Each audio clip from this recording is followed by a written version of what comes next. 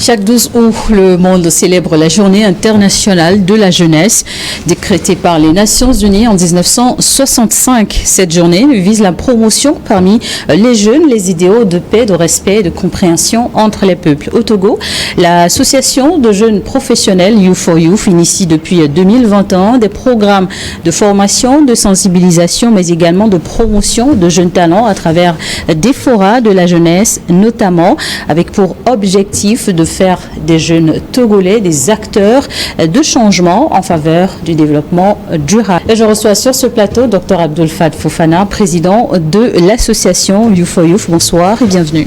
Bonsoir.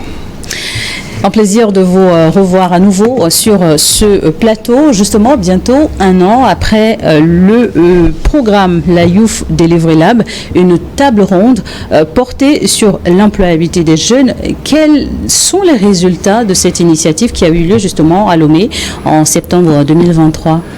Ok, merci. Et d'abord, je tiens à vous remercier pour l'invitation et pour, je pense, l'occasion offerte de présenter tout ce que nous faisons et de partager nos activités que nous menons avec les jeunes. Effectivement, le 9 septembre passé, nous avions tenu la première édition de la Youth Delivery Lab.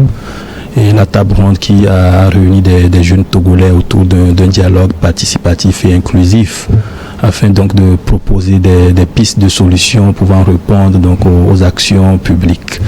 Et en termes de résultats, je pense que le résultat le plus important, c'est déjà la participation de ces jeunes-là à l'initiative. Ouais, on est parti sur une cible initiale de 200 ou 300 participants, mais à la fin de la journée, je pense qu'on a eu plus de 600 participants. Donc ce fut pour nous déjà un résultat, parce qu'on sent l'intérêt que ces jeunes-là ont accordé donc à la vie de la cité, l'intérêt que ces jeunes-là ont accordé donc à apporter leur contribution à tout ce qui est définition des politiques publiques. Et l'autre résultat assez intéressant, c'est beaucoup plus le travail ensemble que nous avons constaté lors de cette table ronde. Nous sommes venus de divers horizons, de divers profils, un peu partout. Il y a des jeunes qui sont venus de Dapan, des jeunes qui sont venus de Kara, de Kbalimé, de Lomé. Et nous sommes tous retrouvés en un seul lieu. Nous avons décidé, nous avons réfléchi tout ce qui est politique publique. Donc pour nous, déjà, le travail ensemble était pour nous un résultat, parce que la jeunesse togolaise actuellement doit apprendre à travailler ensemble pour contribuer au développement de notre chère patrie. Et un autre résultat que je voulais également soulever là, c'est un peu le réseautage qui s'est installé. Vous allez voir qu'il y a beaucoup actuellement, nous sommes restés en contact avec des jeunes entrepreneurs avec des idées assez innovantes. Ouais, donc il y a quand même ce réseautage là qui a pu s'installer donc entre les jeunes qui sont porteurs donc d'idées assez diversifiées. Et pour finir, vous voyez, l'objectif de la table ronde était quand même de ressortir avec des propositions. Et l'un des résultats, c'est qu'à la fin de la table ronde, nous avions eu quand même des recommandations qui ont été faites par des jeunes, lesquelles recommandations nous avions donc analysées et nous avions soumis donc à qui de droit. Et je peux même vous assurer qu'actuellement, donc la majorité, les recommandations sont en cours de mise en œuvre. Il y a certaines recommandations des jeunes qui connaissent déjà et je peux dire qui sont déjà réalisées.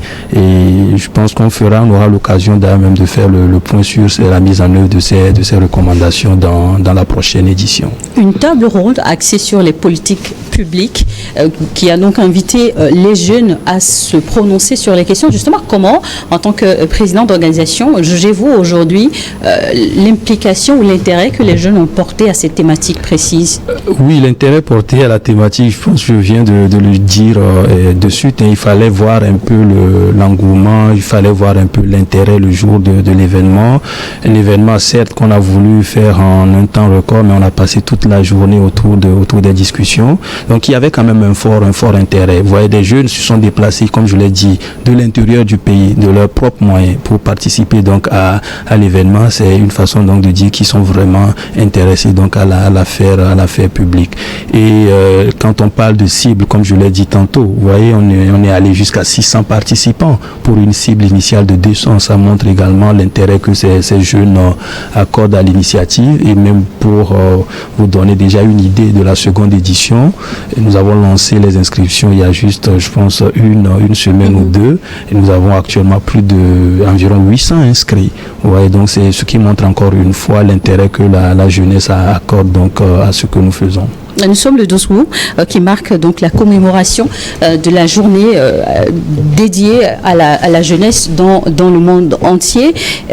Comment votre organisation Youth s'investit-elle à promouvoir les idéaux de cette journée que sont la paix ou encore la cohésion sociale? Oui, au fait, comme vous le dites à Youth, je pense que l'un de nos objectifs, c'est beaucoup plus le renforcement des capacités, le renforcement donc du capital humain de la jeunesse afin donc d'améliorer son employabilité et in fine la mettre au service du développement national. Donc ce que nous faisons, je peux dire, c'est à travers nos activités.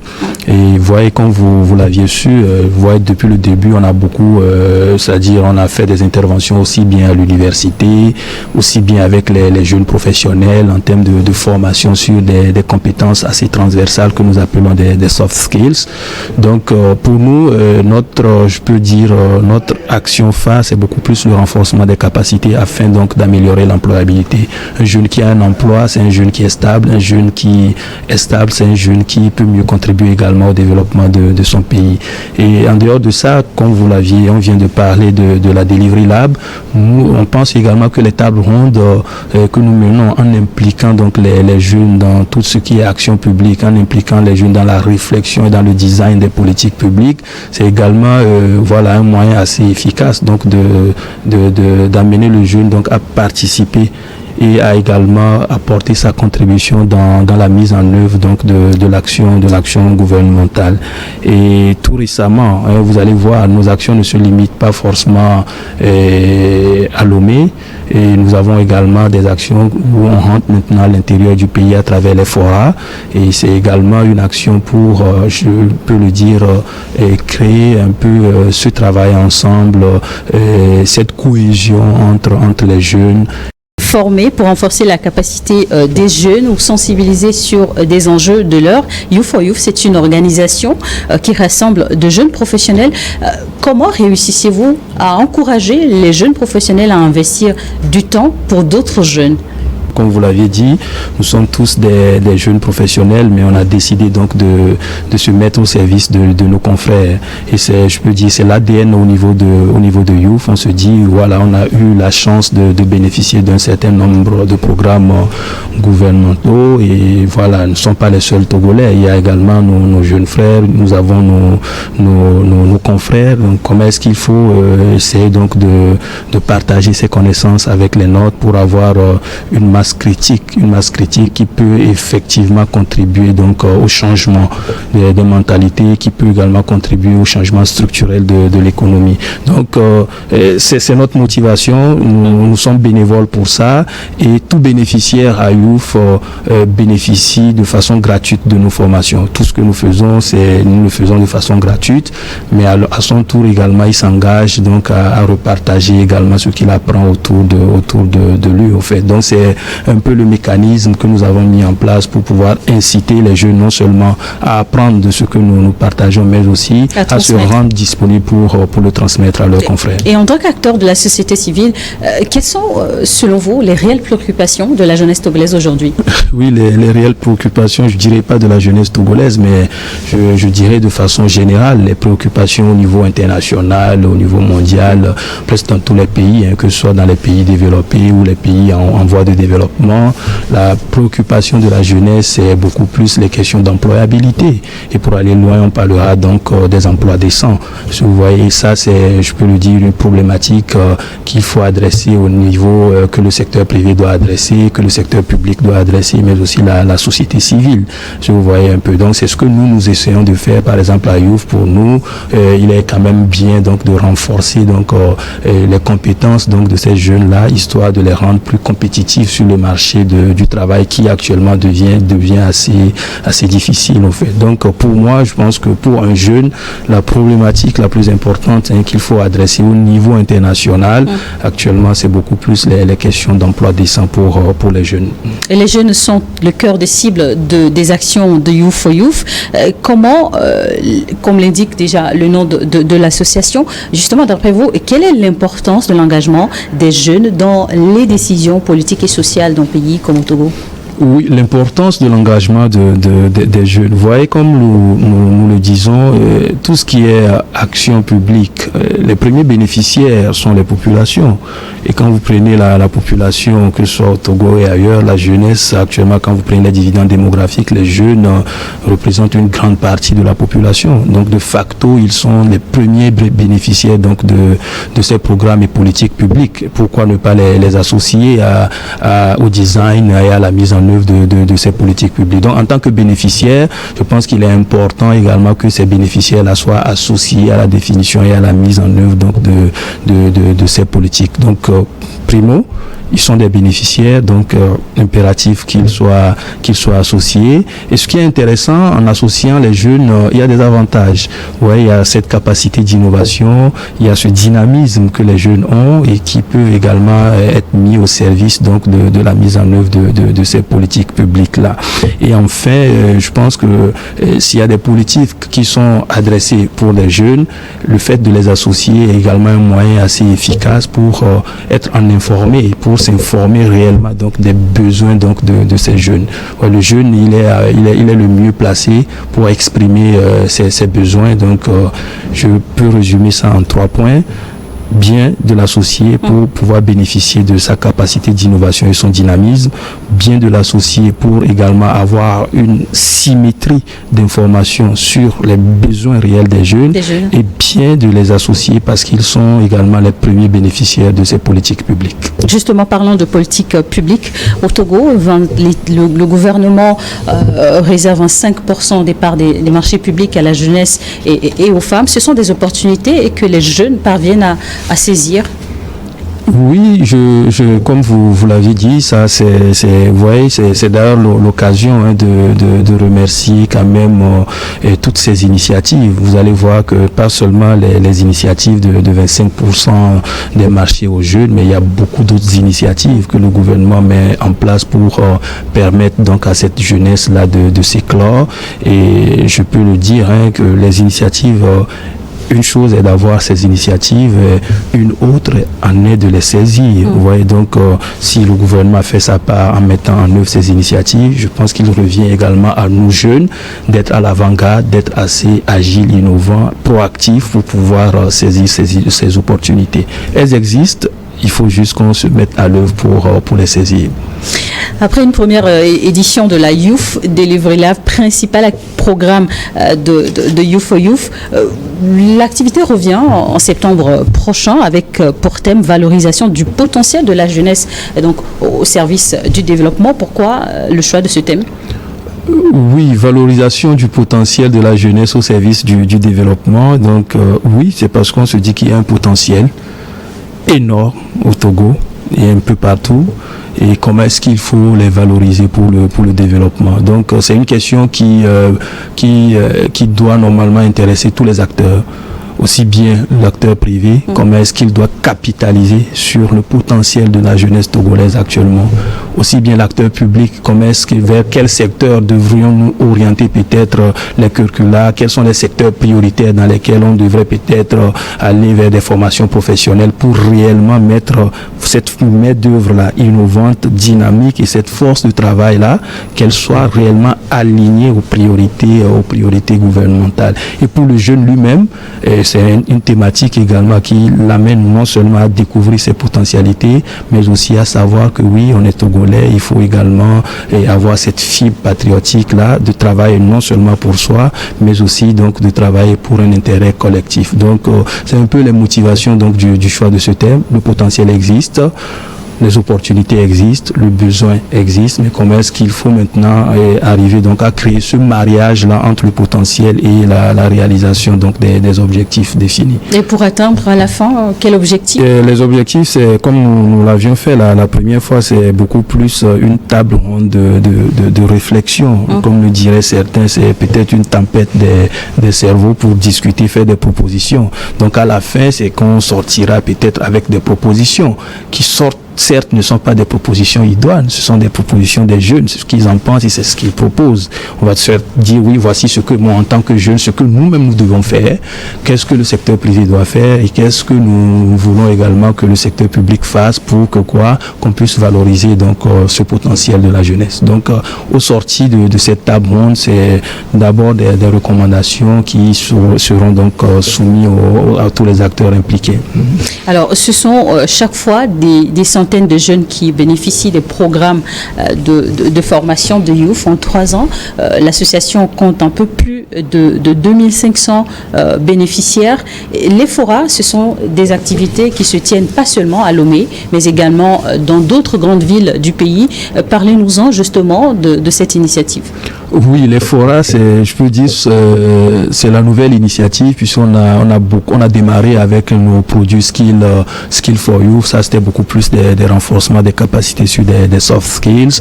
Après tout, nous sommes allés à tout ce qui est négociation de stage parce que quand on forme le jeune, après, il faut également l'amener en entreprise pour qu'il puisse tester ce qu'il a eu comme formation. C'était un peu le deuxième produit. Et nous avions fait donc la table ronde qui est plutôt une activité de réflexion.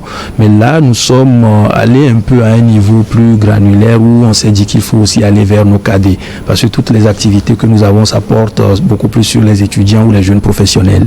Mais quand on parle donc de cette théorie de changement ou de mentalité, je pense qu'il est également important d'aller vers nos plus jeunes lycéens. Et c'est là qu'on a initié donc ce programme de fora citoyen de la jeunesse, qui n'est pas notre initiative, qui est plutôt une initiative des alumni Youth. Vous voyez, ce sont des bénéficiaires de Youth for Youth et comme ils ont pris l'engagement également de se mettre au service donc de leurs confrères, ont initié ce projet. Et les forats citoyens, nous le faisons sur tout l'étendue du territoire et elle a pour cible les jeunes du secondaire, c'est-à-dire les jeunes lycéens qui ont fraîchement leur bac et on va les entretenir beaucoup plus sur tout ce qui est orientation scolaire et professionnelle. Je vous voyais, donc il faudrait, c'est des choses qu'on a ratées nous, mais nos jeunes frères ne doivent plus se retrouver dans cette situation. On les entretient également sur tout ce qui est entrepreneuriat numérique et initiation donc à l'intelligence artificielle qui sont actuellement des thématiques d'actualité et nous travaillons aussi un peu à les intéresser ou bien comment est-ce qu'il faut les encourager donc à embrasser également des filières assez techniques, des filières STEM. Et donc c'est un peu ce que nous faisons avec ces jeunes. Et tout récemment aussi nous avons introduit tout ce qui est opportunité du Commonwealth. Vous voyez maintenant le Togo est membre aussi du Commonwealth. Quelles sont les opportunités qui s'offrent pour la jeunesse. Donc l'un dans l'autre, c'est ce que nous faisons avec ces jeunes-là au cours de ces forats citoyens. Former et renforcer les capacités des jeunes en soft skills, élèves, étudiants, apprenants ou même jeunes professionnels, personne n'est mis de côté. Et quelle est la vision de l'association pour la jeunesse togolaise d'ici les 5-10 prochaines années? Non, notre vision pour d'abord nos bénéficiaires et pour la jeunesse dans son ensemble, c'est qu'on puisse tous réaliser nos rêves. Ouais, donc on ne peut pas lire les rêves de tout un chacun, mais que chacun puisse réaliser donc son rêve, que la jeunesse togolaise ait accès donc ça dit qu'on a pu améliorer l'employabilité, chose qui est déjà sur de très bonnes tendances et également que le jeune togolais soit vraiment épanoui et que le jeune togolais puisse être un jeune qui contribue efficacement donc au développement de son pays. De son pays. Alors nous sommes donc la journée internationale de la jeunesse ce 12 août. Avant de conclure cette émission, quel est votre message justement à l'endroit de cette cible, la jeunesse? Oui, nous pouvons dire de notre constat que avec toutes les couches, que ce soit avec les professionnels, les étudiants et là nos plus jeunes frères, ce que nous avons remarqué, c'est que cette jeunesse, elle est vraiment agile. C'est une jeunesse qui est très dynamique, c'est une jeunesse qui est proactive.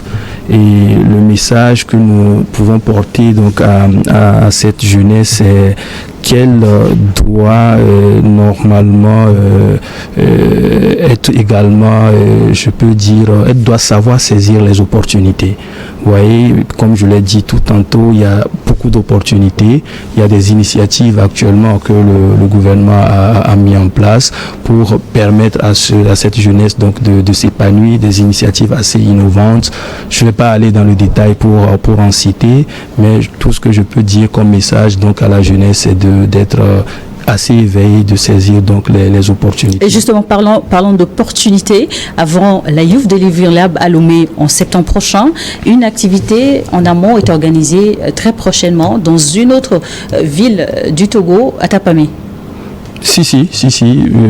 Nous organisons également les delivery labs régionaux. Et voilà, juste pour dire que notre action elle ne se limite pas à Lomé. On va également à l'intérieur. Et l'idée donc c'est de faire le même exercice en préparation donc à la delivery lab qui se fera en septembre. Donc on prévoit dans les semaines à venir donc tenir une activité, une table ronde à Takbamé où on va échanger donc avec la jeunesse donc de la région des plateaux sur une thématique qui sera retenue ensemble et qui pourra alimenter les discussions de la Delivery Lab de septembre. Participer à ces événements pour un jeune Togolais, c'est saisir l'opportunité d'exprimer ses envies, ses besoins. Participer à l'activité, c'est d'abord non seulement exprimer ses besoins, mais également venir avec sa proposition. Ouais, donc on a une problématique, qu'est-ce que nous proposons? C'est-à-dire, nous, notre logique, je peux dire le mindset que nous avons actuellement, nous ne voulons pas une jeunesse qui dit je veux ceci, mais plutôt une jeunesse également qui propose. Donc l'activité, c'est quand on a des jeunes qui proposent et dans la proposition, on soumet également nos besoins. Voilà. Une gouvernance participative pour un développement plus inclusif. Dr Abdoul Fat Fofana, vous êtes le président de l'association Youth for Youth. Merci d'être passé sur notre plateau. C'est moi plutôt qui vous remercie pour l'invitation. Merci à vous également de nous avoir suivis dans ce numéro de l'invité sur Niveau d'Info 1.